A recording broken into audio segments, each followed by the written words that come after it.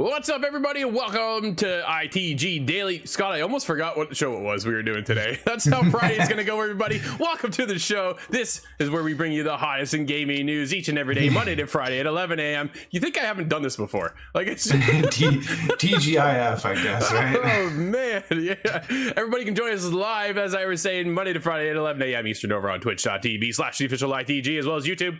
But if you can't join us live, hit us up later. InsideTheGame.ca podcast services, TV streaming networks around the globe. Scott, I wound today, dude. It's really funny because there's an internal thing at ITG here where I've heard you do the intros so many times that I've tried to verbatim bust them out in the car. It's been a while since I gave it a try. Stay tuned for Monday where I introduce the show. There you go. Challenge accepted, everybody. Monday show Scott will be introducing, and I'll just have to point at him and let him go. All right. Dude, today's show it's a hot one. Man, I don't know if you caught this yesterday, but it was the 20th anniversary of Splinter Cell, and Ubisoft provides us with a video and details of the upcoming remake. Sadly, dude, it is so early in the remake phase. We're not getting this anytime soon. Volition. Oh, no, it could be circles and triangles on a 2D plane for me, and I'm still excited. I see you have the right shirt on. Yeah, we'll get to that in a second as well. Volition will be now joining Gearbox after Saints Row's failure, unfortunately. An Xbox study says gaming is for everyone. Dude, we got a hot one. So let's get into it first, right off the hop. Ubisoft released Splinter Cell remake artwork. We're aiming to create a top-tier remake. The company wants to set a good foundation for the franchise going forward. Tom Ivan over at VGC. Exactly what I need to hear. Exactly. Dude, this is everything I was looking for this morning. Whoa. Yeah, I watched the video right now is about 20 minutes. If you go over and check that out. This is over on the Ubisoft YouTube channel and stuff. We got a press release yesterday, but I'm pulling this from Tom Ivan over at VGC. Ubisoft has released the first concept art for its upcoming Splinter Cell remake. The artwork on this page was released alongside a new Splinter Cell 20th anniversary video, which you can view over, as I said, on their YouTube channel. It features 4 developers working on the remake, discussing the early Splinter Cell games, lighting, visuals, and player agency, as well as some details on the upcoming title. Ubisoft officially confirmed last December that it was working on a remake Splinter Cell, the stealth action game, which was first released, Scott, 20 years ago, 2002, as an Xbox exclusive. I know. Well, it hit me at the right time to be a formative event. I was 10 years old when that came out. I think I played it around 11 or 12. Got surprisingly good at it, and I've loved stealth games ever since. Oh man, I've loved stealth games my entire life. There's nothing cooler than hiding in the shadows. It's funny because you and I were talking about Hitman yesterday after the show ended, and after or before, either way, we're talking about Hitman, one of my favorite franchises as well as yours. How you can walk in the front door, take out your target, and leave like nothing ever happened, right? Yeah.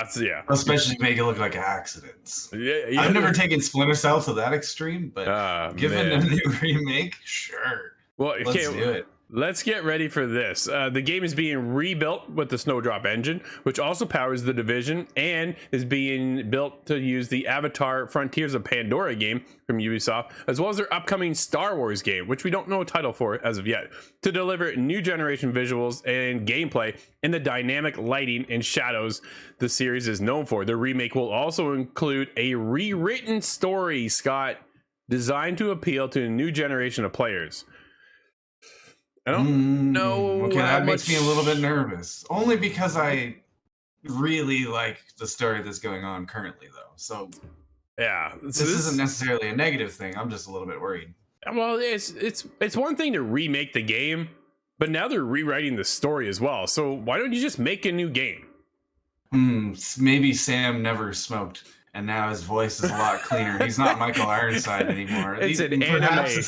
This is a way of sliding us out of. Hi, everybody! It's just man, oh man. Hey, I would voice that. I'd give you a good snake. Yeah, that's right. Absolutely. It's not simply a remastered. Creative director Chris Audi said in the new anniversary video, it's being built from the ground up. We get to do all the content from scratch, fresh and ready to go. Associate level designer director Xavion Porter continued, "Yeah, we're aiming to create this top tier remake and push quality as much as possible. This should help us set a good foundation for the franchise going forward. Scott, we're not done whenever this releases in 10 years. However, it's nice to see and hear that the franchise is coming back. It's been a long time since we've seen Splinter Cell. And one of the reasons why I got the shirt on today, Scott, I bought Blacklist this morning." Excellent. Yeah, it's dude. Okay, right now, if everybody doesn't know, it's Black Friday sales are like everywhere: Xbox, PlayStation, and Steam, and they are huge. I picked up Blacklist for $8. Ooh, Dude, I couldn't turn it down. I think I have the disc next to me, very close. It has co-op, Scott. It has co-op. I only played that once forever ago, and I had to conscript a friend to play it with me. We had a great time. It wasn't a bad time, but I had to work so hard to get that co-op going. That's where you're two boron agents, right? Yes, I believe so. It's been a while. Dude, I jumped in this morning. I was like, whew. Yeah, I didn't realize you could upgrade your plane and everything. The Paladin, and dude, like it's been so long. Oh yeah, I was talking to Grim this morning. I was like, oh, this is so cool. Oh, I love it, man. It's so bad. There's something so smooth about Lambert's deep voice, though. Oh, so you know the other side of it too, dude. This is a 360 title, right? This actually looks really good on my Series X. Like, I was impressed how good the quality actually came through on the visuals when you're talking to the characters this morning. I was kind of surprised. I was like, wow, 360. Huh, I'm still impressed. But we have more to the article, Scott. We're very early in production.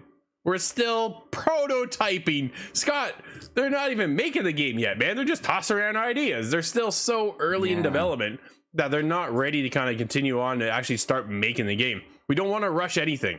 We want to make sure that we absolutely nail the game. We actually do everything in the right way and produce an absolutely stellar quality experience. And we will be going dark for a little while, so we can focus on making it the absolute best game possible. To coincide with the 20th anniversary, Ubisoft has also announced that players can download the original Splinter Cell game for free over on the Ubisoft store until November 30th. So you don't have much time. I like that. Yeah, dude, I downloaded it. Again, I have the disc.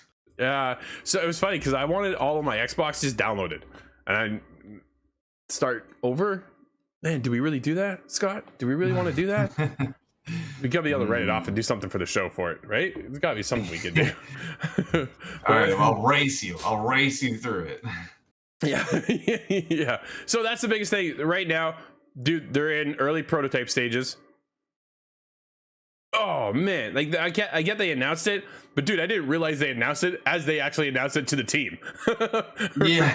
Right? It was one of the, hey guys, everybody here at Ubisoft, we're now working on Splinter Cell. Hey, the rest of the world, we're now starting on Splinter Cell, and then that was it. They threw their Beyond Good and Evil. They threw that right out the window, sat down at the Splinter Cell table. Okay, so this is where I get a little worried, right? Because they are the prototyping stages. Do we get that Beyond Good and Evil? Like, dude, where is Beyond Good and Evil 2? Where did that go? It is now just gone, just vanished, disappeared. Nobody knows. Apparently, it's still in production. It's gonna go up there with Skull and Bones as like the longest game in development from Ubisoft. Yeah, right. It's a disappointing situation that Absolutely. Beyond Good and Evil. But similarly to this, though, when was the last Splinter Cell game released? Do you recall actually? Because well, it was Blacklist, right? So when was Splinter Cell Blacklist? Could that have been 20? Would 2012 be far too late? It's been quite some time. I almost got it. Hang tight. Dude, it's 2013. Oh, I thought so. Okay. I was like, so here we are, almost 10 years later. I just bought again. Oh man, this is like a recurring theme this year, Scott. Buying old games over again. But it's almost 10 years old. And dude, I was like, that's what I said. I was impressed how good this game looks. I was really, really impressed. I was like, this is cool. And then of course, they're at the video. Go ahead. I don't want to just unfairly pump up Xbox just because the opportunity comes up. Sure. The backwards compatibility seems to be a really good, worthwhile feature. They've really stuck the landing, and it works, and it seems to up-res a lot of games. I've noticed that myself when I was playing Beyond Good and Evil, the first one. Right. It looked amazing despite being, I think that was an Xbox original title. So it was on GameCube, so it must have been. Yeah, the original Splinter Cell was an exclusive to Xbox when it launched. Dude, and they were talking about... Yeah, several years later, it did come to GameCube, though. I had it for GameCube. Really? Huh. I played all of them through GameCube up until Double Agent. No way, really? Dude, I played them on PC. I was PC back in the day. Oh. I know, you didn't see that one coming, did you? No, not in this case. Yeah, no, I actually played it on PC. The best part for me was when you went in the hallway, scissor kicked yourself up, and then dropped on the guys. You just like... Whoa. Okay, that's funny. Now, we're talking about video games staying in your head. Anytime I see a wall about 2 times my width, I think of that. I think of Sam. Can I do this? Hop, hop, hop. And stands there, yeah. Oh, I thought that was the coolest thing back in the day. Absolutely. And then one of them, what was it? Chaos Theory allows you to jump further up out of that. They even expanded it. Oh man, I love Splinter Cell. Absolutely. It's nice to see it coming back, but like I said, it's in early production still, prototyping phases. Not going to see it anytime soon. And as Ubisoft said, they're going dark. So, do we have any confirmation that Michael Ironside will reprise the role? Have they rewritten? Perhaps they haven't given details like that because they haven't of an anticipated rewrite. Yeah. Do you think they voice somebody else? I'm wondering if they go to Sarah Fisher and then continue on the lineage that way. They did heavy discussion on Sam. So it really, so the remake is about Sam. But after the remake ends, where do they go from there? Do they continue with Sam? Or do they go on to Sarah? Or do they go on to somebody else, right? Because they bring in other people through 4th echelon and stuff. Are they scrubbing? I believe it's 3rd echelon, but are they scrubbing? 4th echelon in Blacklist is where they ended. Yeah. Okay. Are they scrubbing the main story that's happened so far? Is that not canon now? I'm wondering if this is a true restart. Because will Sam be older, or is he still 30, 40? The age he was in the first game. I think he was mid to late 40s in the first game. Yeah. So if they were to stitch this onto the end of the timeline, it's about time for him to retire. He's been talking about that for 3 games now.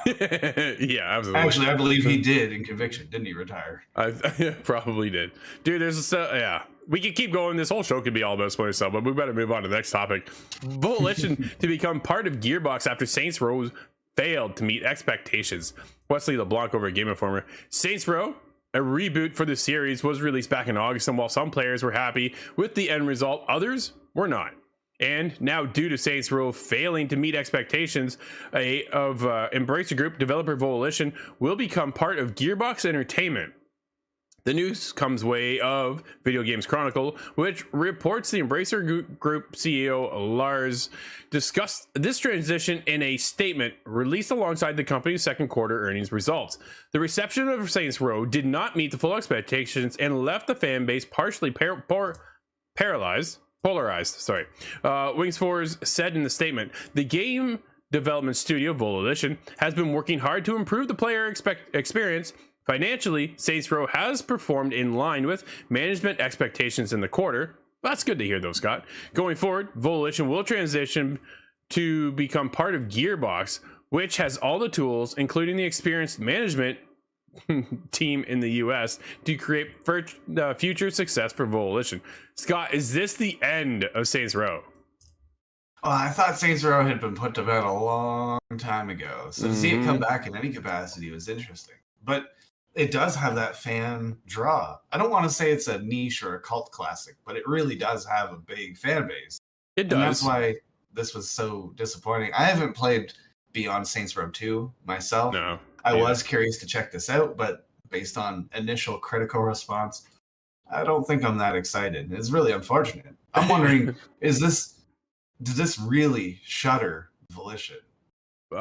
This is kind of reshuffle them at the very least, but it's not the milestone you'd like to pass. No, absolutely. Saints Row currently sits at a 61 on Metacritic for the PS5 version, and the user score of a 2.1. Not well received at all, right? So I kind of wonder now that they're moving over to Gearbox, are they just going to start working on more Borderlands content?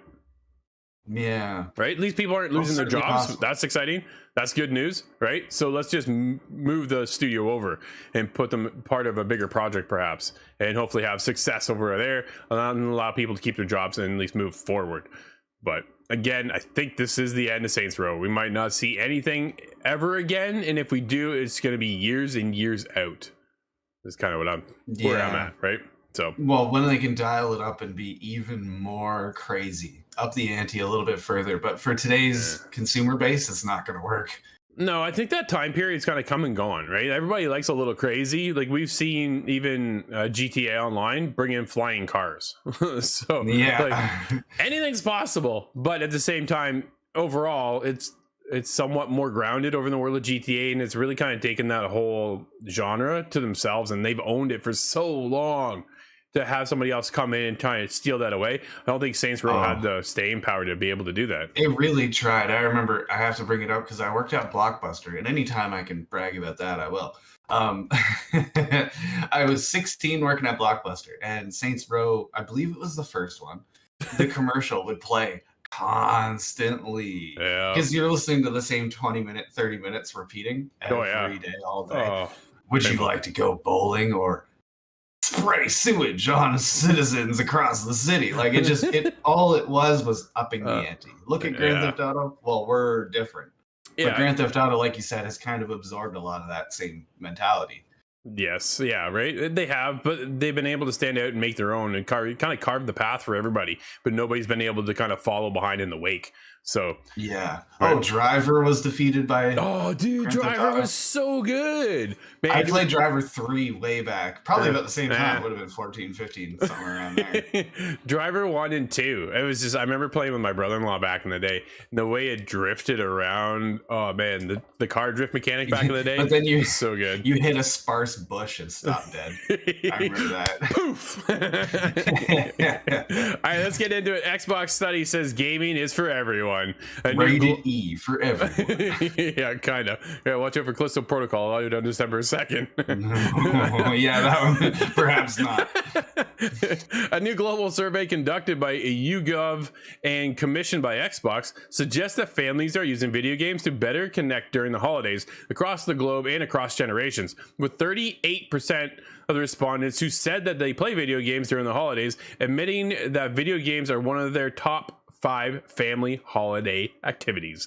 Scott, that's cool. That's right next to air hockey in my family. That's really we need some air hockey. Great time, by the way. If you have a table, I will face you.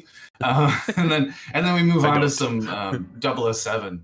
We'll play 007 split screen, and that I think that's a callback all the way to GoldenEye. Yeah, absolutely. That's fantastic. Gaming helps people relax during the busy holiday season. Survey finds suggest gaming's fantastical virtual worlds provide a much needed escape from real world pressure to help people relax. Of the survey respondents who play video games, 54% turn to video games to relieve stress compared to other activities such as social media scrolling. 46%. Yeah, that's a bad one. You just explained my entire existence. 54% video games, 46% doom scrolling. Reading a book is 45%, exercising 42%, and self-care is 33%. Gaming is a gift that can be shared between generations. 56% of the survey respondents agreed that passing of video game enjoyment from older to younger generations is a greater tradition, and 71% of the survey respondents agreed that the variety of video games available means that everyone in the family, from kids to grandparents, can play. Dude, it is so broad now at this point, right? You have everything from the Nintendo consoles to what we're playing like on December 2nd, Callisto Protocol, where it is a whole other ball game in that sense. But it's nice to see that, dude, it's really just, it's starting to kind of really grow as a multi-medium platform for everybody to get involved in, no matter what your age is, right? You could be the youngest kid, and then you could be the oldest grandparent around. But yeah, it's one of those things. I think it was the Wii that really set that, really included the older generation. Dude, so my parents, like I said, I was talking about it yesterday, and how my parents started me into gaming. And then they fell off, right? I continued on, obviously, and they hadn't until the Wii came around. When the Wii came out and the Wii balance board, that brought them in. It brought their friends in, dude. They're up again. They're up till 2, 3 in the morning playing. Like, it was just one of those. Yeah, the Wii really kind of changed things. Have they done the baseball with the Wii or with any Nintendo? I mean, I don't know. They did a lot of bowling and they did the river rafting thing. Oh yeah. Oh, okay. Yeah, a couple drinks and some older people, and away you go. So, family-friendly gifts take priority among the survey respondents who say they are planning to celebrate the holidays and give gifts. 30% say they prefer to give gifts for the whole family can enjoy, such as video games. Dude, that's I cool. like that. Yeah, absolutely. I like that. I've myself, I've done that as well throughout the years, at least for the last decade. Yeah. I have a sister and a stepbrother. They both live together, and I give them both usually different versions of the same game. So in my case, way back, it was Mega Man. So Mega Man BattleNet, you get green and you get blue. That's cool. That way you can trade. It's like having Pokemon. You know, you get blue, I get red. Now we can trade and play again together. And I like including the two of them together. I like that idea. But again, my parents or my father pulled me and my brother in. We were playing GoldenEye. That's some of the favorite memories I have. Absolutely, right? And it does stand the test of time, I think, at this point now with video games. They're just such a multifaceted of opportunities, from huge worlds to the smallest little indie title to just things on your phone. I think that's the other reach too, guys. That it's not just console, it's not just PC, it's on your tablet, it's on your phone, it's wherever you are, you can play now, right? And it's really changed everything. So yeah, well, society allows you to now. If your mom wants to play Candy Crush, let mom play Candy Crush. There's nothing wrong with that. And finally, we're at the place in time where video gaming is accepted. Remember the what was it, satanic panic that happened, and video games was to blame. I'm so glad we didn't continue down that road. No, absolutely. My mother-in-law is a huge Candy Crush player, like every day. Yeah. Oh man, every day she's on there. Oh yeah. My wife will go to bed, she'll play other little mini games, and yep. I'm like, whatever you're enjoying, right? It just helps her unwind for the day, and that's what they do. So yeah. Oh yeah. But dude, let's get into what Blizzard and NetEase is up to after 14-year partnership. Things aren't going so well. Everything you need to know about the World of Warcraft, Overwatch, and more will be suspended from China coming this January. This is over at James Batchelor, GamesIndustry.biz. Blizzard's biggest title suspended in China from January 23. Sales to cease in coming days. NetEase and Blizzard failed to negotiate a renewal of 14-year partnership. Blizzard seeking alternative partners. NetEase says there will be no impact on financials.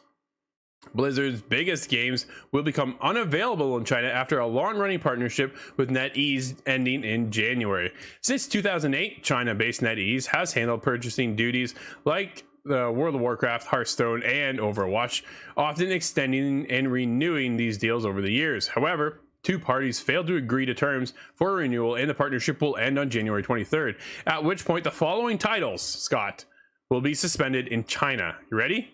Diablo 3. Hearthstone, Heroes of the Storm, Overwatch, which just got Overwatch 2, so I wonder how that affects that game. Yeah, I really like Heroes of the Storm too. Yeah, dude, I never played that one. StarCraft, all titles, Warcraft 3 Reforged, and World of Warcraft. Dude, that's a big upset. I don't know how they think this isn't going to upset their financials.